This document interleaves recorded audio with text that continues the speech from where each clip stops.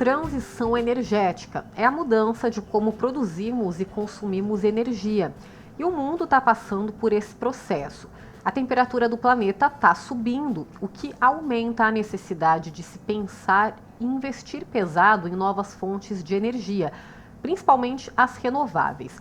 No Diálogos de hoje falaremos sobre novas fontes de energia e eu recebo aqui no estúdio o engenheiro elétrico e professor de modalidades de energias renováveis, o Luiz Cardoso, e também o mestre em sustentabilidade, Fabiano Porto. Sejam muito bem-vindos os dois. Obrigado. Muito obrigado. Fabiano, vou começar com você então. É um assunto que hoje, sobretudo, tá mais comum. Eu fiz uma introdução aí no começo do programa sobre o momento que a gente está passando, e isso muda também de acordo com o consumo, a forma como as pessoas consumem energia. A gente está passando por esse processo de mudanças, né? Sim, com certeza. Cada dia mais a pressão energética da sociedade aumenta, né? Com a eletrificação dos carros, com essa tendência de você ter agora o uso da inteligência artificial, que consome muita energia. Então acaba aumentando muito a demanda energética da sociedade. E ao mesmo tempo, a gente não está conseguindo, a um nível, na velocidade necessária, aumentar as novas fontes de energias renováveis. E aí o que está acontecendo? O mundo está recorrendo às termas elétricas, o mundo está recorrendo às energias nucleares, né, com fissão nuclear, que gera resíduos radioativos. Então é um cenário muito complexo, de aumento da demanda energética de uma maneira muito rápida, e a gente não está conseguindo acompanhar a produção energética com a mesma velocidade, então recorrendo a meios que não são sustentáveis de geração de energia, e aí acaba agravando as mudanças climáticas e o negócio fica uma bola de neve, né? Então é uma situação um pouco complexa nesse momento na questão da energia. São muitos desafios ainda, né, professor? Com certeza, né? O aumento da tecnologia aí aumenta o consumo de energia, e aí, como o mestre falou, a gente tem que correr atrás de outras fontes de energias aí limpas, né? Porque poluindo já está bastante, já tem bastante poluição aí. E a gente tem que buscar essas alternativas limpas aí para suprir essa necessidade de energia, né? Mas estamos aí no caminho. Tem algumas opções aí, né, que o pessoal está trabalhando em cima, está investindo em tecnologia para tentar melhorar esse quadro, né? Sim. Vamos pegar então um exemplo aqui na prática para a gente dar sequência no nosso diálogo. A energia limpa, gente, tem o poder de transformar realidades, né? A gente vai conhecer agora a Ilha Escura, uma comunidade na região leste de São José, e que há pouco mais de uma década passou a ter acesso à eletricidade por meio da instalação de painéis solares.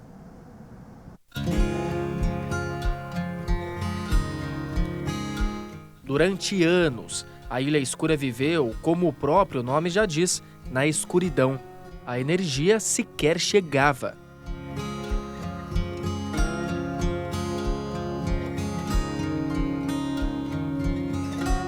Quem anda por aqui hoje nem imagina como era a rotina há alguns anos. As 13 famílias que antes viviam no escuro, hoje em dia têm energia elétrica o dia inteiro.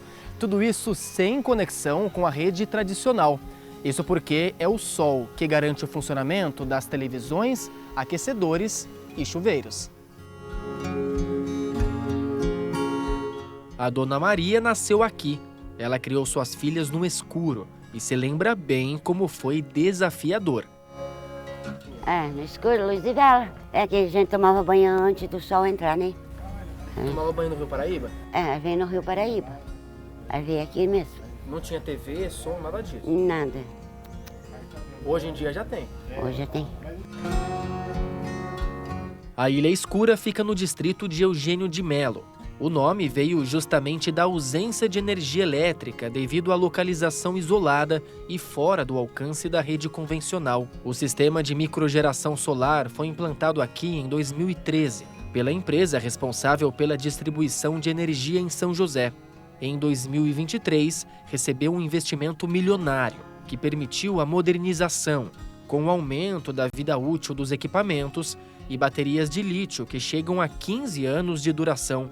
Morador da Ilha Escura desde os 16 anos, o seu Rubens também guarda na memória os tempos em que era preciso se virar no escuro com o que tivesse à mão.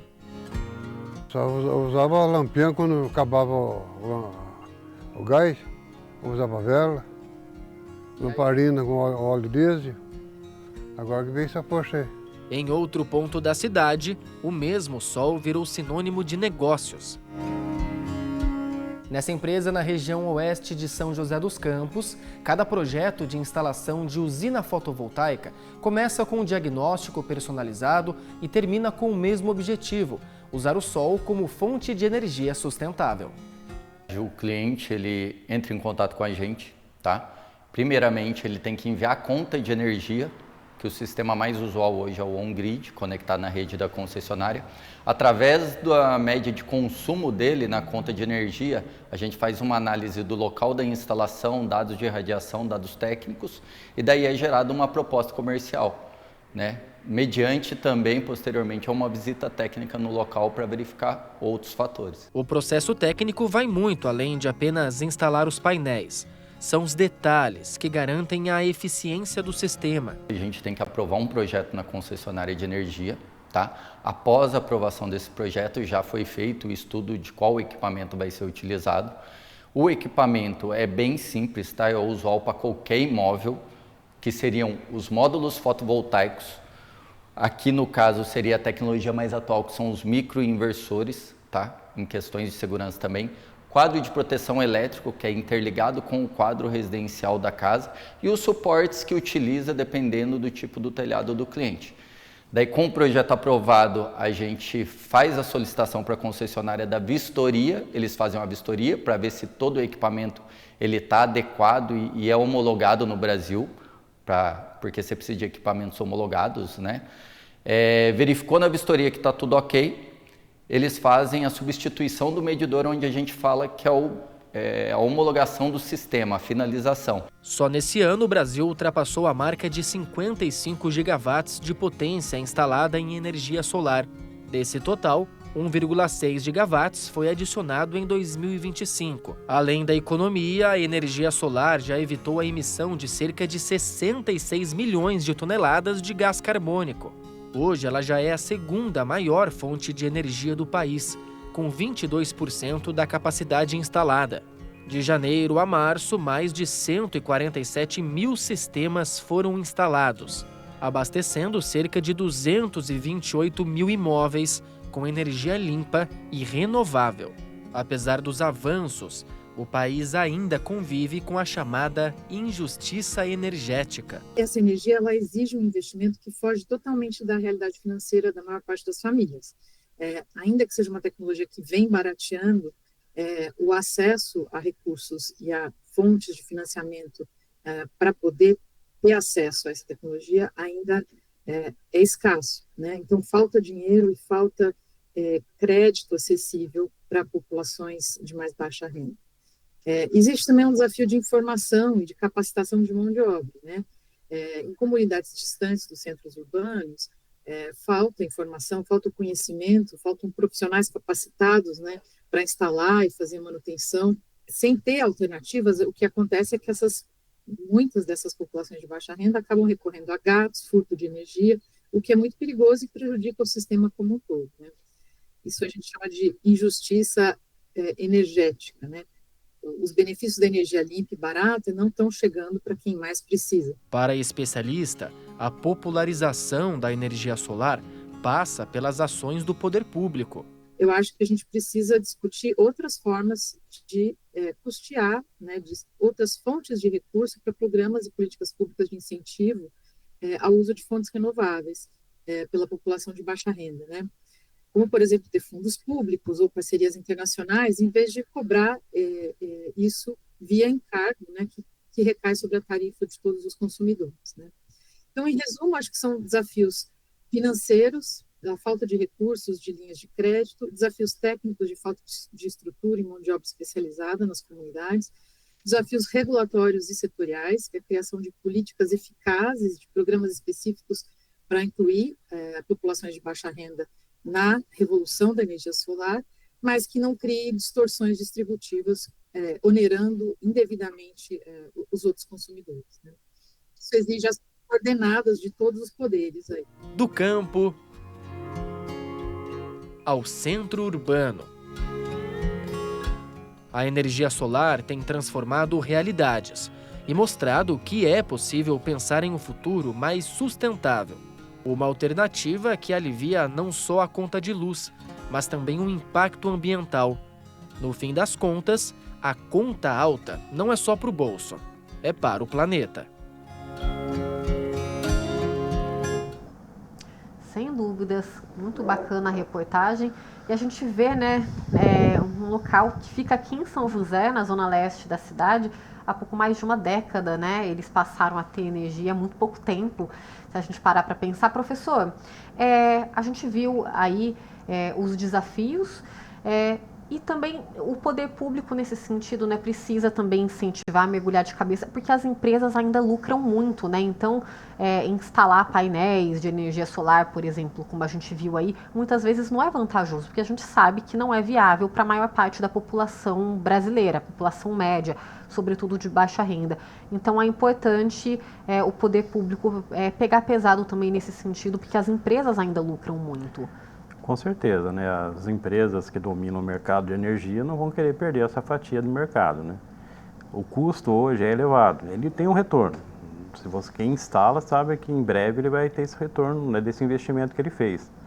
Mas para quem não tem quem é de baixa renda, não tem esse dinheiro para investir, né? Então, se o poder público não investir, não fizer um subsídio, não der condições para que ele possa, né, instalar um sistema energético, né, que gere essa energia limpa, no caso das placas fotovoltaicas aí, é inviável, ele não consegue montar um sistema eficiente, né?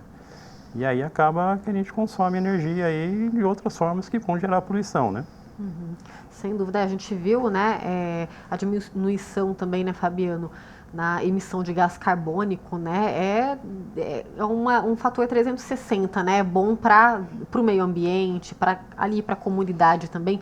São muitos os que acabam ganhando, né, se fosse investido de uma forma mais direta e eficaz nas energias renováveis, energias limpas. Com certeza, a gente teria um ganho muito grande em vários aspectos, né?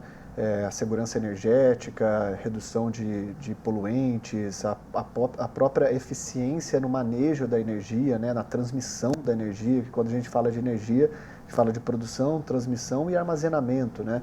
Então, a gente investindo mais em energia renovável e essa questão da geração distribuída, né? Que é uma coisa muito interessante, que é você... por que você tem que, por exemplo, construir uma grande usina fora, longe, se você poderia ter cada condomínio ter a sua própria usina para gerar energia para o seu condomínio, né? Os telhados dos prédios, os telhados agora, a gente está vendo uma onda aí de casas quadradas, né, sem telhado, poderia encher de painel solar nelas, enfim, um incentivo aí entre o poder público, incentivando, dando benefícios, né, para quem instalar painel solar, por exemplo, que é uma das tecnologias. A gente já tem até energia eólica, né, também sendo instalada em telhados de casa. Então, são várias as formas de se gerar energia, né, mas pensar de forma sustentável eu acho fundamental. E a gente viu o tema, a gente fala muito, não tem como falar sobre a desigualdade social porque ela passa por quase todos os setores, né? Sim. A pesquisadora usou o termo, né, injustiça energética, né? Sim. A gente percebe, porque hoje, se a gente olhar, basicamente a população de baixa renda, proporcionalmente, ainda paga uma conta muito mais alta, né? Sim, com certeza. É completamente desproporcional, né? A forma como as mudanças climáticas, a forma como todas as mazelas sociais acontecem, ela afeta desproporcionalmente os pobres, desproporcionalmente as mulheres, os idosos, né? Então, esse é um fenômeno social, né, que acontece. Com certeza.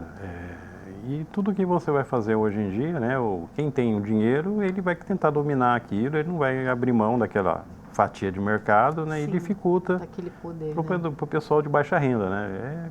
É complicado isso. Uhum. E foi falado também, vamos nos debruçar aqui um pouquinho mais sobre esse VT, sobre as baterias de lítio, né?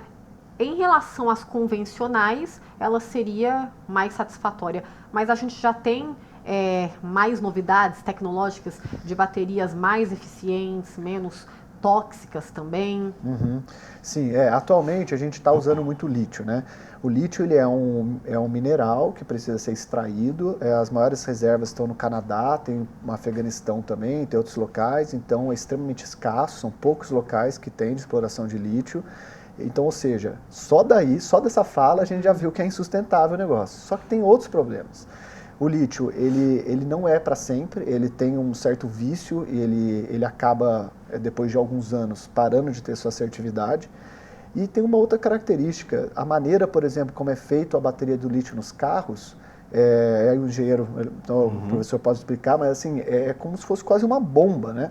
Tanto que você vê muitas explosões de carro atualmente. Então, a questão que fica é assim, imagina essa frota ao longo do tempo, você tendo que fazer manutenção de carro elétrico nas mecânicas pelo país, os mecânicos acostumados a trabalhar com gasolina, de repente chega lá um carro elétrico, uma bateria de lítio. Aí o cara muda um fiozinho de lugar lá, passa um tempo, o carro explode, porque é diferente a relação. Então a gente tem extração, temos durabilidade, temos esse risco da questão. E tem várias outras tecnologias em desenvolvimento, né? Temos a bateria de grafeno, temos as baterias orgânicas hoje, que utilizam fluidos orgânicos para gerar energia, baterias de alumínio e até bateria de areia, por exemplo, que também está sendo desenvolvida. Então, enquanto essas tecnologias não se tornarem comercialmente viáveis, infelizmente, a gente vai continuar usando, né? É um meio altamente insustentável e a gente vai continuar achando que o carro elétrico é uma coisa sustentável, sendo que ainda falta evoluir o carro elétrico para a gente realmente dizer que ele é sustentável. Da forma que ele está aumentando a pressão energética nas cidades, jogando a pressão para o futuro e não resolve muito, né? Porque a gente vai querer produzir de novo todos os carros. Então a gente tem que falar de adaptação dos carros para elétrico e não vender tudo e construir de novo. Enfim, é bem complexo esse assunto, né? O professor pode... Aproveitando o gancho, tudo bem, você usa o carro elétrico, você diminui a poluição por causa do gás carbônico, mas você tem que puxar energia de algum lugar. Exatamente. Quem que vai abastecer o carro? É isso. E depois, o que você vai fazer com a bateria quando der a vida útil dela? Onde você vai descartar isso? Exatamente. Então você está arrumando um problema lá para frente. Lá na frente você vai ter outro problema. Exatamente. Tem que pensar no macro, né? Não tem como você descartar. Não soluções fáceis, muitas vezes tem de pensar de fato num projeto, num planejamento. Exatamente. Você resolve alguma coisa agora, mas lá na frente, o que vai acontecer? Qual vai ser o impacto disso, né? E uma coisa, né, que eu fico nervoso com esses temas, porque carregar carro elétrico é a mesma coisa de você soltar um avião segurando uma corda. Pensa comigo, você que está nos ouvindo aí, o carro ele gira a roda a 120 por hora. Como que é a geração de energia hidrelétrica? Basicamente a corrente de água cai e gira o negócio. Então a gente até a roda, gira, 4 rodas girando. Temos a velocidade do ar que entra no radiador. Temos o capô do carro pegando velocidade, pegando luz solar. Temos a frenagem, que os carros da Toyota, por exemplo, recarregam o freio. Então, assim, são várias formas de você gerar a própria energia do carro. Então, a gente tem que refletir que, assim, qual é o interesse de produzir carros que você tem que ir lá e ficar espetando na tomada? E aí a gente tem que entender o mercado bilionário que existe de distribuidoras de combustíveis, de postos de combustíveis, para a gente ver o que está acontecendo com a indústria. Porque os verdadeiros carros sustentáveis são baterias orgânicas de lítio completamente autônomos que você nunca mais vai precisar carregar. Sim. Só de você ligar ele e acelerar, você já está recarregando, é muito óbvio, né? Então, por isso que eu digo, está muito distante ainda com o que a gente tem hoje no mercado de falar que carro elétrico é realmente sustentável. A gente está vendo muito mais um greenwashing aí do que, de fato, uma solução para o problema, né? E a gente tem visto, né, a tecnologia também aí avançando. A gente pode falar de quais seriam, né, para o futuro, opções dominantes. A gente falou um pouquinho da energia solar, nós temos aqui na nossa realidade em excesso, né? Então, é um tipo que tende a crescer, é o que a gente espera. Tem a energia eólica também, a gente tem mais de 1000 parques espalhados pelo país. E aí, antes da gente falar sobre a efetividade ou não, né, tem uma outra questão, porque são várias legislações, né? Por exemplo, eu disse que são mais de 1000 parques espalhados pelo Brasil. Tem muitas famílias, principalmente no Nordeste, que moram ali a 100, 150 metros de parques eólicos. Sim.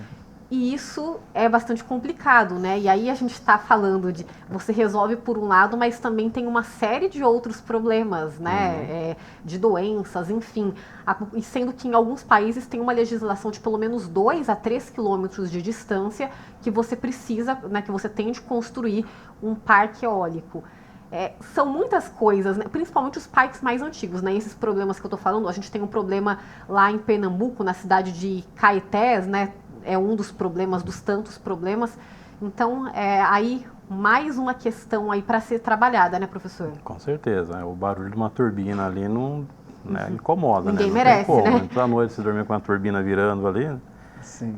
Infelizmente tem, né? Por isso que é importante ter essas leis de zoneamento, né? Para você deixar uma maneira clara de todo mundo entender o que tem que ser feito, mas também respeitando aí o direito de cada um, né? Você não pode invadir o espaço do outro, né? Sim. E aí...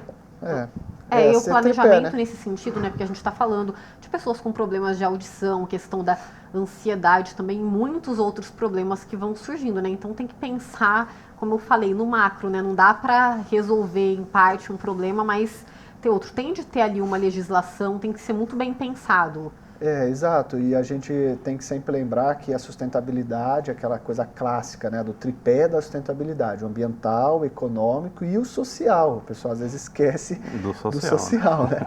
Aí você vai colocar dezenas de usinas eólicas a 200 metros da casa das pessoas, a gente está falando não só de um transtorno mental, que você vai querer se matar com aquele barulho sem parar 24 horas, mas também altera todo o ciclo da biodiversidade ao redor, os animais, as vacas, todos, galinha, Sombra, tudo, né? né? Muitas muda vezes. tudo, né? Além Muda do perigo, tudo. né? Solta ali alguma coisa, o perigo também para a população, né? Ali ao redor. Embora tenha uma segurança, né? E grande a segurança Sim. no sistema desse, mas tudo pode Tudo acontecer, tem risco, né? Não né? tem Ainda como mais você quando tá falar, muito garantir próximo. que não vai acontecer, né? É por isso Pode que é bem soltar. complexo, né? A questão da energia ela é bem complexa, sabe? Ela envolve vários fatores. Então, não adianta a gente demonizar uma coisa e aí ou achar que o negócio é perfeito. Isso é perfeito para quê? Para onde? Em que local, sabe? A energia solar pode ser completamente ineficaz, depende do local que você está. Então, tudo vai variar com a situação, com o contexto. São muitas variáveis. Igual o projeto que a gente tem aqui na região, que agora parece que está mais difícil para eles lá, mas a termoelétrica em Caçapava, né? Então, a termoelétrica em Caçapava, se você for pensar bem assim, é isso que eu sempre questionei, que eu busquei geógrafos, essas coisas, para falar assim, estamos aonde? Estamos em um vale. Um vale. Então, só desse fato, assim, ensino médio, vale. O que acontece com as correntes de ar de um vale? Eles circulam no vale. Então só aí já matou. Sim. Como você colocar uma usina termoelétrica num vale, que vai soltar fumaça, vai ficar circulando no vale? Aí daí você vai entender, mas por que eles estão querendo lá? Porque a infraestrutura de gasoduto, a infraestrutura já estabelecida em Caçapava, você reduz em 1/3 o custo, que é altíssimo. Então, novamente, viabilidade econômica. Esquecemos de ver o social, esquecemos de ver o ambiental. E a nossa sociedade, eu lembro que eu comentei aqui no outro programa que seria aprovado a exploração de petróleo na foz da Amazônia, lembra? E foi mesmo. Por quê? O financeiro está guiando a nossa sociedade. Então, se a gente realmente não se articular, se a gente não ficar em cima, a gente vai começar a perder todas essas batalhas. Com certeza. É isso. Bom, pessoal, vamos para a nossa primeira pausa de hoje e daqui a pouquinho a gente retorna para continuar falando sobre as novas fontes de energia. Voltamos já.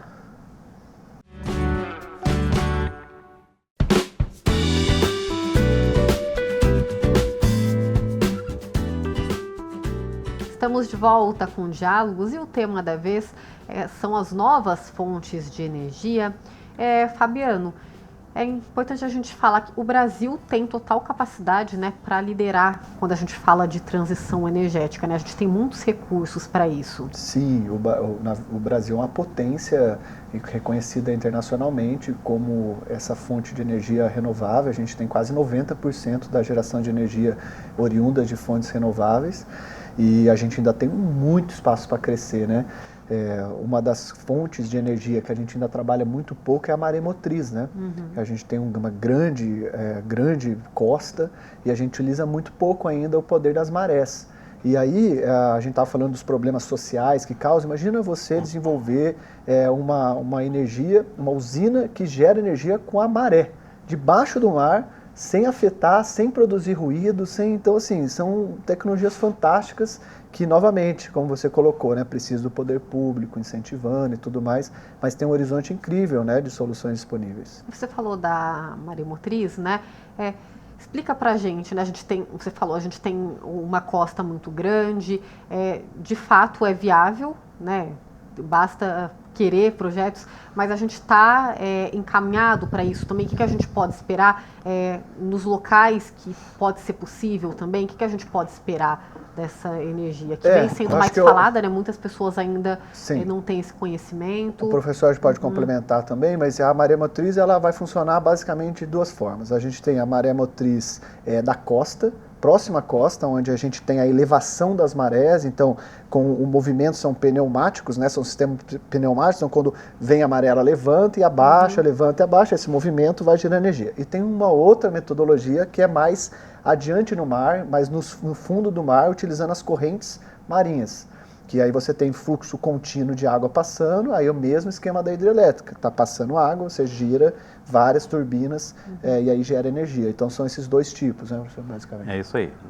Na verdade, no Brasil, o que acontece? A gente tem uma usina piloto no Ceará, dessa onda motriz, né, que a gente fala, que pega aí o movimento da turbina aí pela onda, né? Então, e é a única da América Latina. Então a gente tem já há algum tempo que está lá em projeto piloto. Com relação às marés, o que acontece? O custo é muito elevado, né? Então eu tenho que ter uma infraestrutura muito específica para transmitir essa energia depois para o continente. E aqui no nosso território, né, no Brasil, a gente tem duas correntes marítimas. Uma que está passando pelo Nordeste, só que lá como venta, o pessoal fez o quê? Eólica. Então o investimento é mais barato fazer eólica. Nossa, inventa muito mesmo. E a outra é na divisa do Rio Grande do Sul com o Uruguai. Ah, lá embaixo. E lá embaixo tem água, então o cara usa hidrelétrica. Ele não vai investir, porque é um investimento alto, não tem tecnologia ainda avançada, né? Embora tenha alguns projetos, mas tem coisa aí que o cara ainda não é eficiente, né? Vamos dizer assim, totalmente eficiente. E o custo para se instalar isso é muito alto. Então vai no poder econômico de novo. O cara ele quer produzir sem gastar. Ele vai gastando menos, né? Exato. E aí por isso que a gente não desenvolve. Sim. Exato. Aí tem outras fontes, né? A gente pode falar também, o hidrogênio verde ainda é um desafio, essa popularização? O hidrogênio verde, por que ele é verde, né? Na verdade, ele é verde porque a fonte que você utiliza para quebrar as moléculas de hidrogênio advém de uma fonte renovável, né? Ou da eólica, ou da solar, e que não acontece em outros lugares do mundo. Na Europa, eles usam termoelétricas para gerar hidrogênio. Então, eles falam que não é verde, né? Então, o hidrogênio, sem dúvida, é um grande passo aí para o futuro. Inclusive, a gente falou de carros aí, né? A gente sonha com um dia de ter carros a hidrogênio, porque a gente teria uma cena sensacional, que eu fico brincando que talvez, quem sabe, no futuro a gente vai ter notícias tipo assim, a qualidade do ar na cidade melhorou porque as frotas de carro aumentaram, né? Porque o carro a hidrogênio, ele solta oxigênio puro, O2 e gotas de água. Então imagina, você melhora a umidade e ainda purifica o ar com o carro. Então isso são as tecnologias regenerativas, né? Isso é o pensamento de regeneração, o que a gente gera impacto positivo no meio, né? E não apenas sustenta, mas gera impacto positivo, né? Aí tem outras, né? Com a geotérmica, mas aqui para a nossa realidade ela não é muito indicada. Não é viável, né? A gente no nosso território aqui, no nosso... Não tem, né? Não é muito favorável esse desenvolvimento, não. Né? Sim. Países como a Islândia, Canadá, se não me engano, né? A Islândia usa até dos geysers, né? Energia porque daí você tem outros recursos lá que vão favorecer, né? Mas aqui pra gente... Mas aproveitando o gancho aí do hidrogênio verde, né? Hoje em dia também é caro, né? Pois é.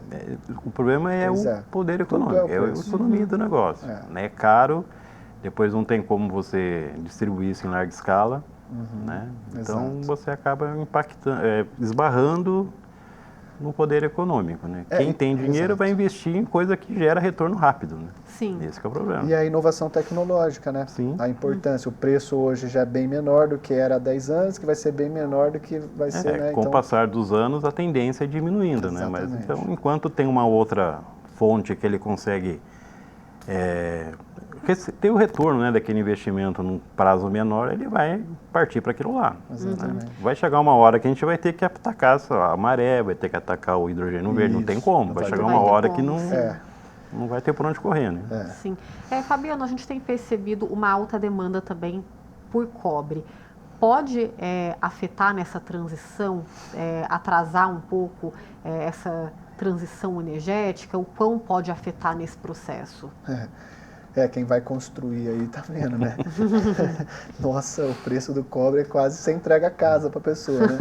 Então aumentou muito o preço do cobre mesmo, é uma coisa inacreditável. Com certeza afeta, né? Como engenheiro elétrico, né, Luiz? Pode comentar mais, né? Tudo usa cobre. Tudo que é elétrico tem cobre, né? E o que vai acontecer, né? Como está aumentando a demanda pelo cobre, você tem cobre na placa fotovoltaica, nas turbinas, no carro elétrico, né? Na indústria, vários motores, você precisa do cobre. Vai chegar uma hora, né, em poucas décadas aí, que a demanda vai ser maior do que a oferta. Sim. E a gente vai ter um problema sério. Né? A gente vai ter que buscar outras fontes, porque a nossa energia limpa vai ficar comprometida, porque não vai ter como expandir mais no que a gente usa hoje, né?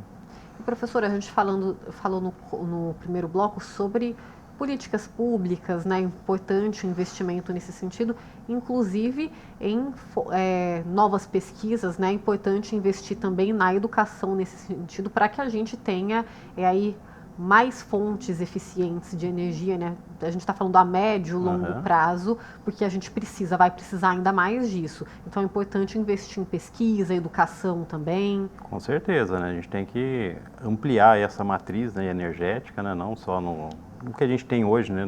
Que são novidades, né? Mas tem muita coisa ainda que a gente pode trabalhar, pode aprender aí com muita coisa ainda e com certeza desenvolver novos métodos, né, para a gente poder gerar essa energia limpa. Né? Mas precisa de investimento, com certeza. Porque hoje, se o governo não incentiva, ou uma escola pública, uma federal, por exemplo, não faz uma pesquisa mais avançada, o negócio fica muito devagar, né, fica parado. E aí, mais uma vez, a gente esbarra nos interesses políticos, econômicos, que sempre acabam travando tudo, várias pautas, né? Fabiano, uma outra fonte também, que é até então desconhecida, eu falo assim, da grande parte da população, né? Quando a gente fala de gerador de energia com baixas correntes para os rios. Explica para a gente como que funciona essa realidade atualmente. Explica para a gente se é viável de fato. Aí a gente está falando de pontas de lança da tecnologia, né? Coisas novas que estão surgindo, sendo testadas, com ótimo capacidade potencial, mas que ainda não tem uma viabilidade econômica assim, super interessante, né? Então está muito a nível de protótipo. Mas existem várias iniciativas que você utiliza as correntes dos rios, né? Porque são correntes lentas e perenes, né? E não para nunca, né? E ela está constante. Então a gente tem várias soluções, no próprio portal do Regeneração Global a gente tem dezenas dessas que são, ou você pega o fluxo do rio, faz um pequeno desvio, gera a usina, a energia e volta de novo, inclusive com o sistema que se protege até o peixe, ou você coloca mesmo no leito do rio e deixa aquilo lá, a água rolando, e aí você vai fazendo, e aí várias metodologias, pequenas hélices aspirais, então vários sistemas sendo testados, né? E como a gente tem a maior quantidade de rios navegáveis do mundo, né, um país com rio para todos os lados, então essa é uma alternativa interessante que tem viabilizando... futuro, assim, você falou que está ainda acho que sim, é uma protótipo, fonte. mas tudo produz é energia, possível. né? Tudo produz energia, né? Então a gente capturar na natureza, na biomimética, imitando a natureza para produzir energia é sempre o caminho mais inteligente, né? Então acho que é promissora essa tecnologia. Pegando um gancho do Fabiano, aqui no Rio Paraíba tem uma usina hidrelétrica. Ah, pois é. Que ela sustenta Volta Redonda, uma usina de aço que tem lá, se não me engano. Pois é, lá na frente, né? Exato. Então, na Europa, você tem, como eles não têm muita água, né, o recurso como a gente tem aqui no Brasil, eles aproveitam queda de cachoeira. Então, gera vários pontos, tem geração de energia.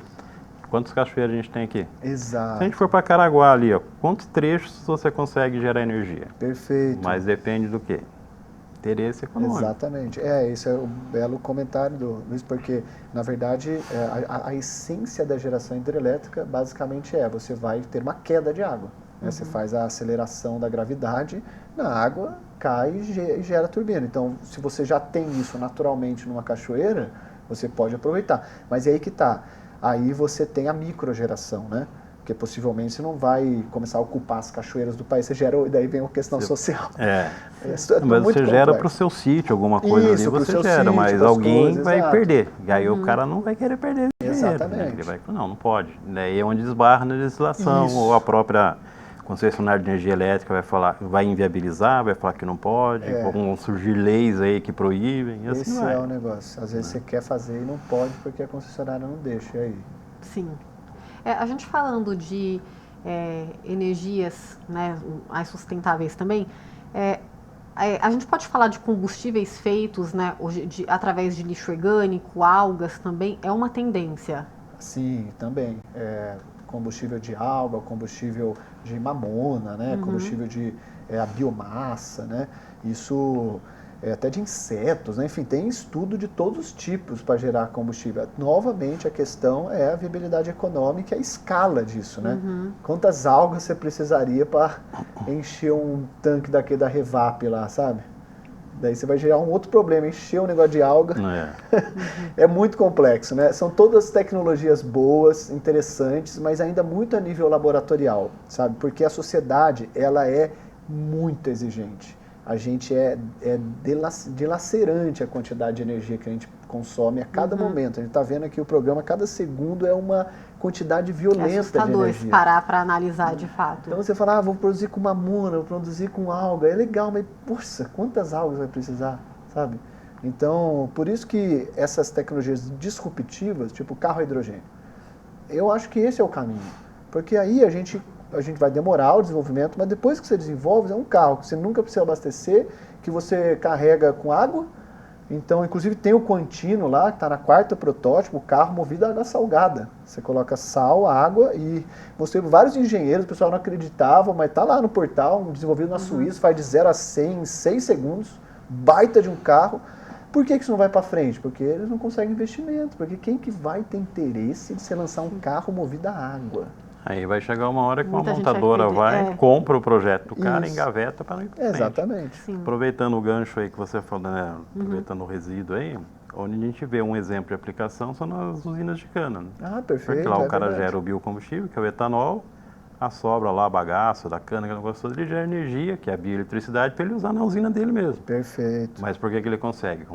Como ele tem um poder econômico do combustível, ele falou, tá bom, vamos negociar aqui. Perfeito. Agora, um coitado que não tem nada vai negociar como? Exatamente. É um grande desafio ainda desburocratizar esses processos todos, né, professor? Exatamente. Uma essa é a lição de chave. casa. Essa é a chave. Seria a chave. Você deu o exemplo, né, desses carros, mesmo que vá para frente, né, mas assim, para a gente ver nas ruas, para a população comum mesmo, isso daí, né, a se perder de vista, né, num futuro mais muito, muito distante, porque não adianta ter só o projeto e também só algumas empresas ou pessoas de maior renda conseguirem usufruir, né, a gente precisa falar também com a população geral, né, precisa ser um projeto para todos, e esse é o principal desafio, né. Com certeza. Vamos pegar o exemplo do carro elétrico. Se você compra um carro elétrico hoje, você bater, arrebentar o banco de baterias, Nossa Senhora. o preço do banco de baterias é o preço do carro. Quem que vai comprar de novo? E aí, o que você vai fazer com a bateria que você estourou lá? Exatamente. Né? É muito complexo. É um negócio complicado. No carro, eu sou muito entusiasta da adaptação. Eu acho que tem algumas startups já trabalhando com isso. A gente teve, a maioria dos nossos carros não são 4x4, né? Significa que a tração está livre em um dos eixos. Então igual a gente fez com o gás. Quando lançou o carro a gás, era a mesma coisa. Você vê a entrevista, que absurdo, vai explodir. Hoje já está na 6ª geração, 7ª geração, super seguro. Você vai lá com 4, 5 mil, 6 mil reais, você coloca o gás. Eu acredito muito nesse caminho. Não é a renovação da frota. O planeta não aguenta mais produzir 1 bilhão de carros. A gente tem que adaptar os nossos carros para elétrico. Então, eu não vejo outra saída. A gente tem que começar a estimular políticas, sei lá, governos teriam que lançar desafios nacionais da adaptação do carro, porque aí você usa o eixo que está livre para você fazer um sistema elétrico e você transforma os carros em 4x4 ainda, e a pessoa pode com o botão mudar de combustível para elétrico, enfim. Tudo é desafiador. Mas é possível, eles já estão fazendo isso, e eu acho que esse é o caminho em relação a carro, sabe? Porque a gente não pode produzir tudo de novo. A gente tem que e com bateria de lítio ainda, e ainda colocando a tomada, é uma coisa que... E facilita até para recarregar a bateria, né? Quando você estiver no motor a combustão, você está em movimento, recarrega a sua bateria. Nossa, aí perfeito. Aí você vai ficar com um carro que vai percorrer muitos quilômetros. Sensacional, exatamente. Bom, vamos para mais uma pausa de hoje, nossa última, e daqui a pouquinho a gente retorna para concluir o bate-papo sobre as novas fontes de energia. Voltamos já já.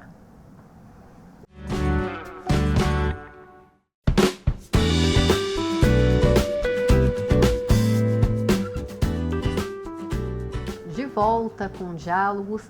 Meninos, a gente falou sobre os interesses, políticas públicas, e é importante também, e interesse, né, dos governos, independente do ponto de vista, mas é importante também que a população, claro, dentro ali de uma realidade, porque a gente sabe que é difícil, mas a população também, dentro do possível, se aproprie desses temas, né? E aí eu falo até para uma pressão maior, por isso é importante a informação, né? A educação, a informação, para que a população também consiga participar desses debates. É muito importante isso. Com certeza. Hoje em dia, sem educação, você não consegue argumentar, não consegue visualizar, né, uma oportunidade melhor, né, na frente, né? E, infelizmente, muitos governos aí, eles apostam, né, ou dificultam o acesso à educação justamente para deixar a pessoa mais manipulável, né? E aí você acaba tendo esses problemas, né? Ninguém vai argumentar, ninguém consegue questionar alguma coisa, porque não tem como absorver o conhecimento e buscar alternativas, né? Exatamente. Fica cada vez mais complexo você conseguir fazer qualquer ação, ninguém entende nada, né? Até na casa, né? As pessoas têm que entender quais são os equipamentos que geram mais energia, né? Todo mundo sabe que é o chuveiro, mas, micro-ondas também é um grande gerador, né? Air fryer agora chegando, né? Tudo que você não tem bivolt, né, professor? Na verdade, hoje em dia, tudo consome energia, né? Numa residência, 99,9% do que você tem lá está consumindo, né? Exatamente. Mais ou menos, mas consome, né? Não tem como. Uma outra alternativa é a energia nuclear, né, Fabiano? Mas ela é muito polêmica. E aí, é uma alternativa, não é? Né? Cada um fala ali do seu lado, tem um argumento, os prós, contra. Sim, energia nuclear, quando a gente ouve falar disso, já dá até calafrio, né? Porque ela realmente traz memórias muito ruins, né? E a gente conseguiu aqui no Brasil, né, foi uma façanha de colocar uma usina nuclear no eixo Rio-São Paulo em solo arenoso, né? Então essa é Angra. Então, um negócio incrível. Então, passando esse parênteses, assim, hoje a energia nuclear, todas as usinas nucleares que existem no mundo, elas funcionam por fissão nuclear. O que é a fissão nuclear? Você pega um átomo pesado, que é tipo o nêutron, o plutônio, por exemplo, urânio, e você quebra ele. Nessa quebra, você tem a liberação da energia e a radiação. E aí você precisa de muito resfriamento de água, por isso que a gente viu lá no Japão, eles sempre ficam no litoral, Angra que está no litoral, porque você precisa de muita água para resfriar. E daí depois disso, como eles geram um material com radiação, você tem que enterrar aquilo na terra, colocar debaixo do mar com radiação. Então isso é muito perigoso, né? Gera um lixo radioativo. Agora, a fusão nuclear é a grande promessa da energia renovável ilimitada para o nosso futuro. Porque a fusão nuclear, a gente basicamente faz o processo contrário. Em vez de a gente pegar uma grande molécula e dividir, a gente vai pegar 2 isótopos de hidrogênio, que são leves, e unir. Isso é o que faz o nosso Sol. Ele une hidrogênio e solta hélio. E fazendo isso, você consegue gerar energia de forma que a gente nunca nem chegou perto de sonhar em ter alguma fonte de energia que gere tanta energia assim como essa. Os cientistas estimam que em 10 anos a gente vai estar começando a ter as primeiras usinas de fusão nuclear. Hoje a gente já tem alguns testes na China, especialmente. Pra você ter ideia, a espessura da parede, que para você segurar isso, chega assim a 15 metros de concreto armado, de todos os lados, para você conter a energia que é gerada ali dentro. E eles conseguem gerar aquilo e acaba em microsegundos. Mas isso, para você ter ideia, eles estimam que uma usina de fusão nuclear poderia dar energia para um país da Europa inteiro. Uma usina. Sem gerar gás de efeito estufa, sem gerar radiação, de uma maneira completamente limpa. Então, a energia nuclear pode sim ser a nossa grande solução para o futuro, mas ainda é distante essa realidade. Né? Você falou 10 anos. Mas, professor, também vocês acham que a gente fala muito da questão econômica, política, que de fato teria interesse, né? A gente falou pelo menos 10 anos, então está distante, está ali em fase de testes ainda, mas vocês acham que seria muito viável, interessante economicamente, politicamente também, para ela se expandir? Vai ter que acontecer, né? Porque do jeito que está, a energia vai ficar fugir. escassa, né? Você vai ter que buscar fontes alternativas, buscar novos estudos aí para desenvolver tecnologias, né, que vão fornecer energia. Porque senão, em pouco tempo, a gente vai ficar sem energia. A gente vai voltar para o escuro de novo, não tem como. Vai começar a ter blackouts, exatamente, né? Sim. A gente já está vendo, né, acontecer com mais frequência também. A gente citou várias fontes. A gente pode falar de algumas que seriam dominantes nesse processo de transição energética mesmo? Eu acredito que a solar é uma energia que tem crescido muito, as tecnologias têm aumentado, a China está muito agressiva no fornecimento de placas solares, né? A gente teve taxas federais e os chineses foram lá e abateram, diminuíram o valor, não mexendo no valor da placa. É impressionante a força que eles estão vindo no mercado. A energia hidrelétrica, né? Acho que a energia hidrelétrica ela sempre é uma fonte para nós aqui muito abundante, né? E assim, eu temo que, infelizmente, as termoelétricas elas vão acabar tendo um lugar aí nesse processo. Justamente por aquilo que a gente falou no começo. Muita demanda energética, muito rápido, sem uma capacidade de você produzir. Porque você produzir uma usina hidrelétrica demora anos, né? Até você conseguir o licenciamento, você vai transbordar uma área, vai devastar floresta, vai ter... Então é muito complexo. Então as termoelétricas elas tendem a ser uma solução emergencial muito ruim para o meio ambiente, mas é aquela questão, né? Você prefere poluir para gerar energia ou funcionar o hospital, né? É muito complexo esse tema, sabe? Então eu acho que infelizmente as termoelétricas elas vão ter ainda um papel meio que de tapar buraco nessa crescente demanda energética, né? Não sei o que o professor acha. A gente tem uma matriz energética aí vasta, né? Mas precisa de investimento, né? Que a gente está falando. Os mais comuns hoje é a eólica, a geração solar, a hidrelétrica, né? A gente tem aí os centros urbanos agora estão começando a criar o resíduo do lixo, né? De massas, o pessoal está fazendo, metano, né? Então, mas precisa de investimento, precisa de incentivo da política, né? Do governo aí para o pessoal continuar desenvolvendo isso aí e buscar uma forma de baratear também, né?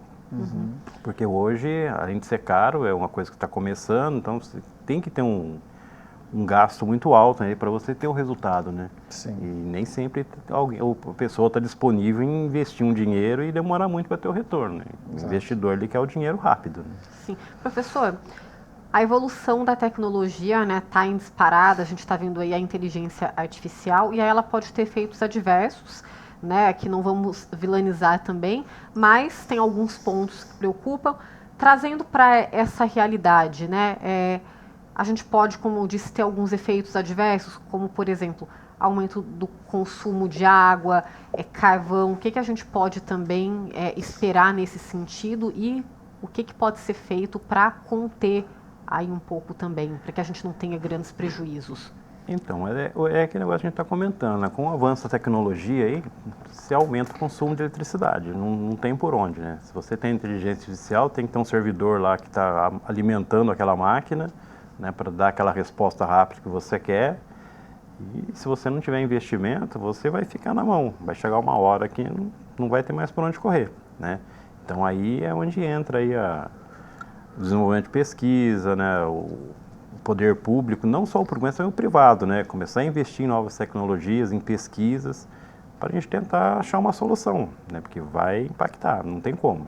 É a união, né? No poder público também, né? Setores privados, precisa ter um interesse. Tem que ser os dois de várias lados, frentes. Né? A própria indústria, né? Se ela gerar energia que ela mesma está consumindo ali, ela já está fazendo a parte dela. Exato. Né? A gente pega aí algumas indústrias, já tem a fazenda de energia solar dela dentro do território dela ali, na área dela, gerando energia para ela. Né? Exatamente. Aí já está ajudando, né? Exato. É um interesse global, né? Quais modelos a gente pode pegar para trazer para a nossa realidade, né? Países que a gente pode de certa forma, se inspirar também para a gente, de repente, seguir um modelo parecido, dadas as devidas proporções, realidade de cada país? Eu acho que é um pouco complexo de dizer, porque geralmente os países são muito diferentes do Brasil. O Brasil é muito fora da curva. Nenhum país chega perto de 90% de energia renovável. Então, a distância geográfica é descomunal, né? Aqui. Então, a gente vê, por exemplo, muito... Você viu o que aconteceu lá na Europa recentemente? Teve apagão na Portugal, Espanha e tal. Então, eles falam que... Não vi ainda a definição do que foi. Eles falaram de um efeito atmosférico, que talvez provocado pelas alterações climáticas, deu um pico da questão. Outros falaram que foi uma sobrecarga de energia na rede, mas daí já expôs a fragilidade da rede de transmissão deles, porque essa é uma outra questão, né? Não adianta você gerar energia, você tem que transmitir a energia. E infelizmente, o Thomas Edison ganhou, desculpa, Thomas Edison mesmo. Thomas Edison ganhou do Nikola Tesla, né? Da batalha da corrente contínua e da corrente alternada, né? Porque a corrente contínua, ela exige cobre, ela exige metal para ser transmitida, né? E o Nikola Tesla estava desenvolvendo a transmissão de energia sem fio, né? Hoje a gente tem tudo sem fio, né? A energia não é. Então, a Nova Zelândia está testando, já faz anos, com sucesso, a transmissão de energia sem fio. Então, é uma outra tecnologia que o mundo teve a oportunidade de abraçar, mas que o lobby, porque na época o JP Morgan financiava o Nikola Tesla, ele detinha o monopólio do cobre. Quando ele entendeu que o que o Nikola Tesla estava fazendo não ia usar cobre porque transmitia sem fio, ele boicotou a pesquisa. E se você colocar no Google aí, Torre de Tesla, no Google, você vai ver a imagem dela caindo. Os caras tinham construído uma torre e eles destruíram a torre. Então, hoje o mundo poderia estar diferente se a gente tivesse a corrente alternada em vez da corrente contínua. Mas até lá, a gente exige quantidades absurdas de cobre, de alumínio, de tudo para transmitir energia, né? Então, isso vai ser sempre uma complexidade. Hoje em dia, a gente tem parques eólicos no Brasil girando, onde a energia gera e acaba na Terra. Gera e acaba na Terra, porque não tem transmissão. Então, isso está acontecendo hoje no Brasil, por exemplo. Professor, rapidamente o nosso tempo está acabando. O senhor gostaria de fazer alguma colocação também? Não, e no que ele falou, né? Na verdade, quando se criou a primeira central elétrica, aí foi corrente contínua, né? Depois o Tesla veio e mostrou que alternada você consegue transmitir, né, para um trecho maior, mas é aquilo que você falou, você precisa do cobre, né? Pois é. Então, se você cria alguma coisa que não... Alguém estava detendo o poder do cobre na mão. Se você cria alguma solução que não usa aquilo que ele detém, ele vai boicotar, né? Então, infelizmente, isso acontece, né? Os grandes investidores que detêm o poder econômico, ele sempre boicota, né? A gente vê no nosso país mesmo, a gente vê muita coisa que essa ideia é legal, mas não vai para frente. Por quê? Porque tem alguém que detém o dinheiro e fala, não vou deixar esse cara ir para frente, eu vou matar ele já, ou compra, engaveta o projeto, né? E assim vai. Infelizmente, a gente tem que conviver com isso e não tem por onde correr, né? Até que todo mundo acorde para a vida, falando, amigo, não adianta a gente estar no mesmo barco, se afundar, vai afundar todo mundo junto, né? Porque a gente está no mesmo planeta. Vai afetar todo mundo, não tem por onde correr, né? Então, a gente tem que ficar esperto com isso e tentar realmente buscar alternativas, né? Unir forças aí para melhorar, né? Não para tentar segurar o avanço aí. Ter vontade, desburocratizar os processos para a gente não ter ainda mais problemas, como o senhor falou, todo mundo vai ser prejudicado, principalmente quem é de baixa renda, né, que a gente já vê em larga escala, esses serão os primeiros afetados. Sim. Gente, obrigada, viu? Obrigado. Sejam bem-vindos sempre. Obrigado. O Diálogos fica por aqui. Para rever este programa na íntegra, é só acessar o youtube.com/tvcâmara-sjc. Vocês podem conferir também nos nossos canais 12.3, canal aberto, além do 7 da NET e do 9 da Vivo.